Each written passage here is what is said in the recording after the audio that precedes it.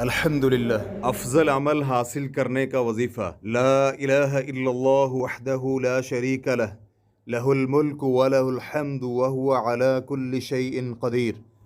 اللہ کے علاوہ کوئی سچا معبود نہیں، وہ اکیلا ہے، اس کا کوئی شریک نہیں، اس کے لیے بادشاہت ہے اور اسی کے لیے تمام تعریفات ہیں اور وہ ہر چیز پر قادر ہے۔ صحیح سنن ابی داؤد حدیث نمبر 5077، سنن ابن ماجہ حدیث نمبر 3868۔ جس شخص نے دن میں 100 مرتبہ یہ کلمات کہے تو اسے 10 غلام آزاد کرنے کا ثواب ملے گا، اس کے لیے 100 نیکیاں لکھی جائیں گی اور 100 خطائیں مٹا دی جائیں گی۔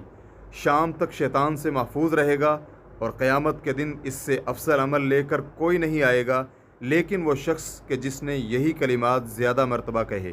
صحیح بخاری حدیث نمبر 3293، صحیح مسلم حدیث نمبر 2691۔